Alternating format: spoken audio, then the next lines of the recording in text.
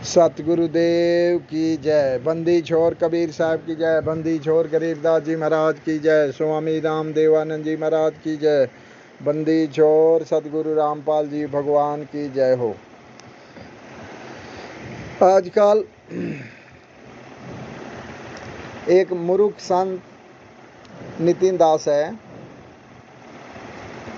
परमात्मा की वाणी लेकर के अर्थ का अनर्थ करी जा रहा है। परमात्मा की एक वाणी है, मोह को कहाँ ढूंढे रे बंदे, मैं तो तेरे पास में। ना तीरथ में, ना मूरत में, ना एकांत निवास में, ना मंदिर में, ना मस्जिद में, ना काशी कैलाश में, ना मैं जप में, ना मैं तप में, ना मैं व्रत उपवास में, ना मैं क्रिया कर्म में रहता, ना मैं योग संन्यास में, ना नहीं प्राण में, नहीं पिंड में, ना ब्रह्मांड निवास में, ना मैं त्रिकुटी भौर गुफा में, सब श्वासन की श्वास में, खोजी हो तुरंत मिल जाऊं एक पल की तलाश में। कहे कबीर सुनो भाई साधो, मैं तो हूँ विश्वास में। परमात्मा ये 9 लाइन की शब्द है, और इस सारे लाइनों में परमात्मा ने अपने प्राप्त करने की जितनी भी विधि है, जैसे परमात्मा ने सबके बारे में बताया है। जैसे कबीर सागर में बताया है कि परमात्मा का सार नाम का जाप करना पड़ता है, तब तो परमात्मा प्राप्त होता है, तो इसलिए जाप के भी जिक्र किया हुआ है इसमें। और परमात्मा जी ये बताना चाहते हैं कि आप किसी प्रकार से जाप करते हो, तप करते हो, योग करते हो, संन्यास करते हो, आप अगर आपको परमात्मा में विश्वास नहीं है, who is God, Kabir is God, अगर कबीर ही परमात्मा ऐसा विश्वास नहीं है तो परमात्मा आपको प्राप्त नहीं हो सकता। इसलिए संत रामपाल जी महाराज ने आज के 20 साल पहले से कहते हैं कि कबीर साहब ही परमात्मा है।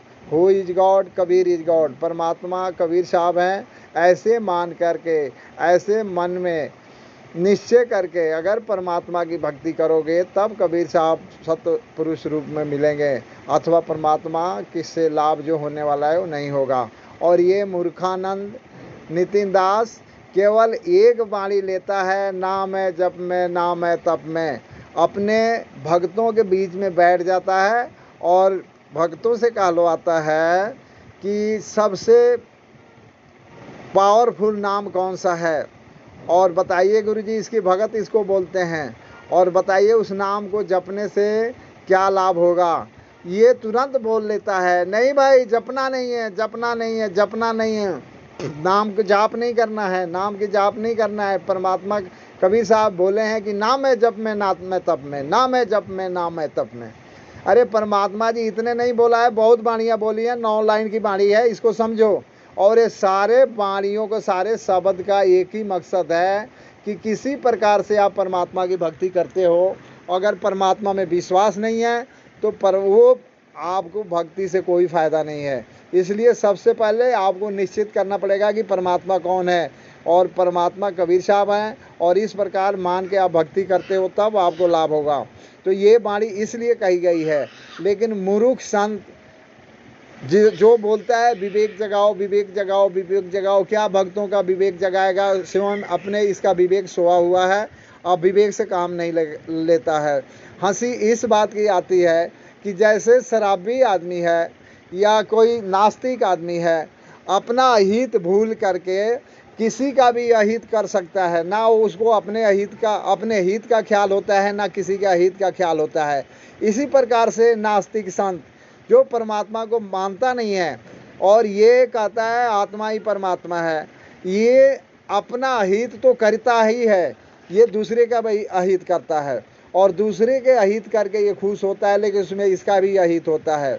अब ये आप समझ सकते हैं, समझदार हैं, एजुकेटेड ज़माना है, कंप्यूटर का ज़माना है, सब कोई पढ़े लिखे हैं, कि 9 लाइनों की ये वाणी है, कहीं भी कबीर सागर में आप ढूंढोगे मिल जाएगा।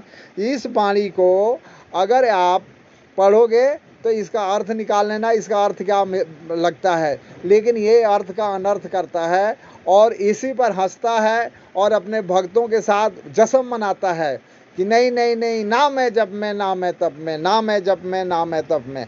इस प्रकार से ये ढोल नगारे बजाता है और अपने भक्तों को खुश करता है। अगर ये बात समझ में भक्तों को आ जाए, ये कहता है विवेक जगाओ, विवेक जगाओ, विवेक जगाओ, अगर तुमने बाणी ये बोली है तो 9 लाइनों की बाणी है, और संपूर्ण बाणियों को बोल करके, सारे शब्द को बोल करके सारे का निचोड़ बताना चाहिए। इसका निचोड़ क्या होता है। आगे नितिन दास, परमात्मा का कोई भी बाणी है जो जो ये कबीर सागर में लिखा है, उसको ये पढ़ता तो जरूर है, लेकिन उसके अर्थ को अनर्थ लगाता है। अब सवाल उठती है कि परमात्मा ने नी अक्षर के बारे में क्यों बताया है। नी अक्षर के बारे में क्यों बताया है परमात्मा ने? इसलिए नहीं बताया है कि 52 अक्षर की जाप नहीं करना है। इस मूर्ख को ये समझ में आ जाता है कि परमात्मा ने 52 अक्षर के नामों को मना किया है। ऐसा नहीं है। नी अक्षर के जो मतलब है, परमात्मा ने बार बार निहत्तर शब्द की उल्लेख किया है। ये निहत्तर शब्द क्या है इसको समझ में नहीं आता है। इसको ये समझ में आता है कि निहत्तर जो शब्द है वो जो आकाश शब्द है वो लिखने पढ़ने में नहीं आता, वो 52 अक्षर में नहीं आता। लेकिन परमात्मा जी ने फिर बोला है कि सबके ऊपर नाम निहत्तर तहाँ ले मन को राखे। सबके ऊपर नाम निहत्तर तहाँ ले मन को राखे, तन मन की गति जानी परे, सत्य कबीर भाखे। अब इसका मतलब नितिन दास को नहीं समझ में आ रहा है, नहीं आएगा, और अगर समझ में आ भी गया तो इसका रोजी रोटी मर जाएगा, इसलिए सही बातें बोलेगा नहीं।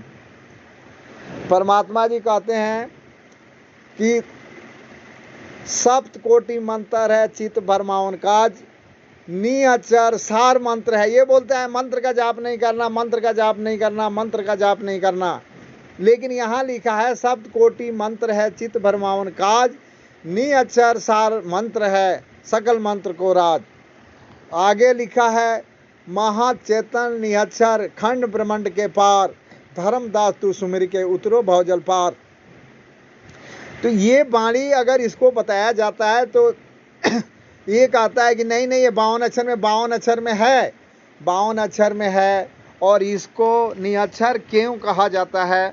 ये संत रामपाल जी महाराज से जब नाम दीक्षा शिष्य लेता है तो संत रामपाल जी महाराज गुरुदेव बताते हैं कि ये निहत्तर क्या है।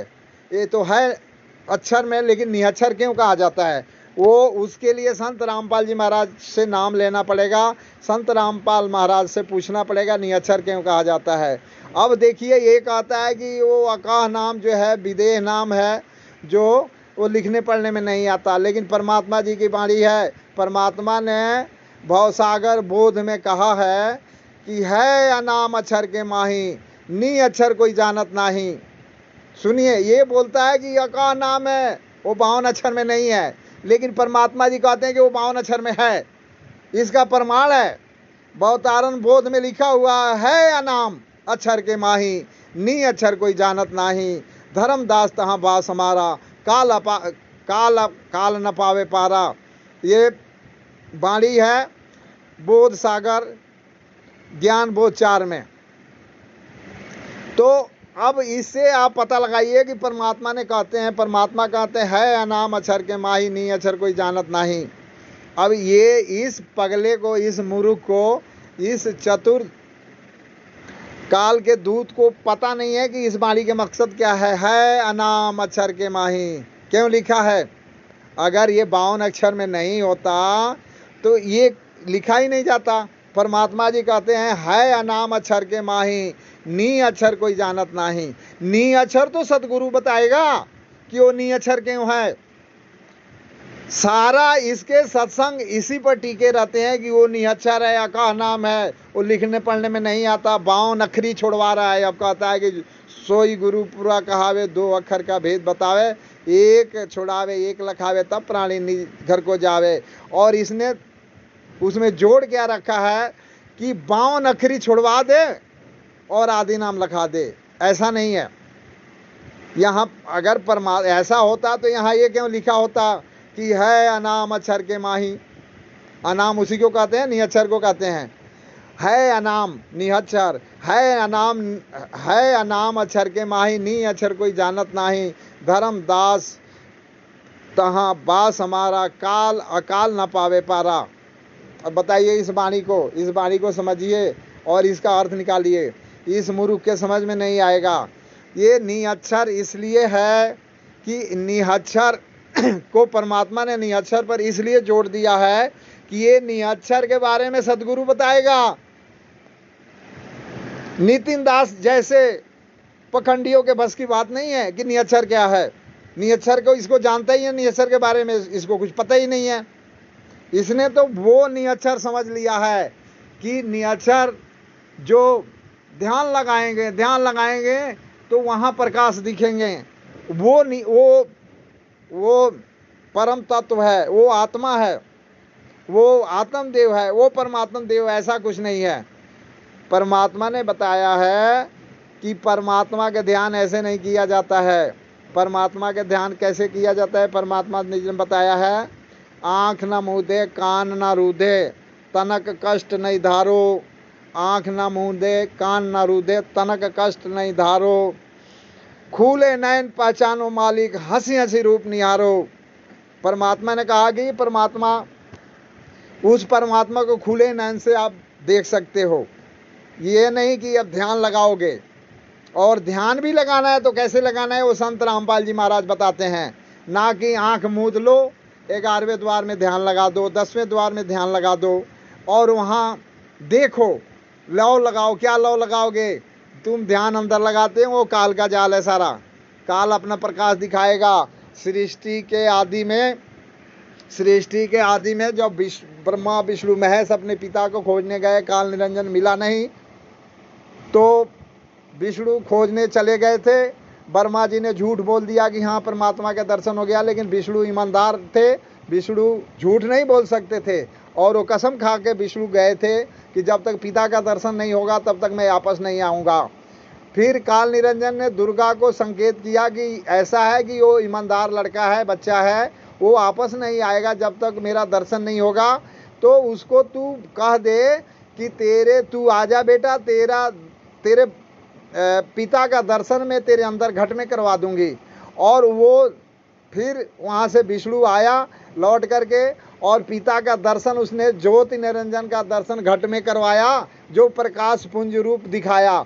उसी को नितिन दास पकड़ के बैठा है। 88,000 ऋषि उसी की जाप करते हैं। 18,000 जो ऋषि हैं वही आत्मज्ञान, वही काल निरंजन की ज्योति देखते हैं।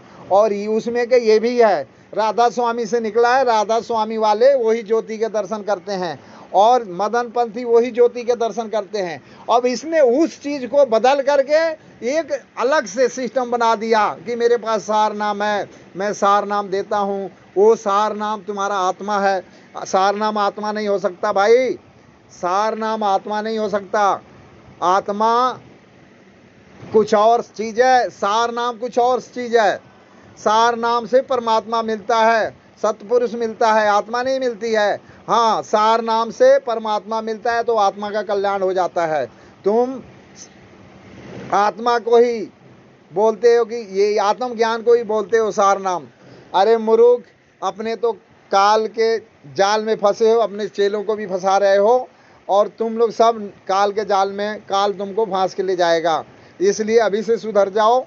और रह गई बात तुमसे ज्ञान चर्चा करने की, तो तुमसे ज्ञान चर्चा करना ही व्यर्थ है, क्योंकि तुम वाणी तो जानते हो लेकिन उसका अर्थ गलत लगाते हो। अब नी अक्षर नी अक्षर नी अक्षर नी अक्षर तुम्हारे बस की बात नहीं है कि तुम बता दो नी अक्षर क्या है। नी अक्षर लिखा हुआ है, उसका अर्थ क्या है उसको तो कोई तत्वदर्शी संत जो पूर्ण गुरु होगा वो बताएगा नी अक्षर कैसे है। यहाँ तो लिखा है नाम अक्षर के माही, नी अक्षर कोई जानत नहीं। साफ लिखा है अनाम अक्षर के माही। अगर निहक्षर होता, 52 अक्षर में नहीं होता तो ये भगवान, ये कबीर साहब ने लिखवाते नहीं, ये वाणी नहीं लिखते धर्मदास जी कि है अनाम अक्षर के माही, नी अक्षर कोई ना जानत नाही। धर्मदास तहाँ वास्तु हमारा, काल अकाल न पावे पारा। इसलिए थोड़ा सा विवेक लगाओ नितिन दास।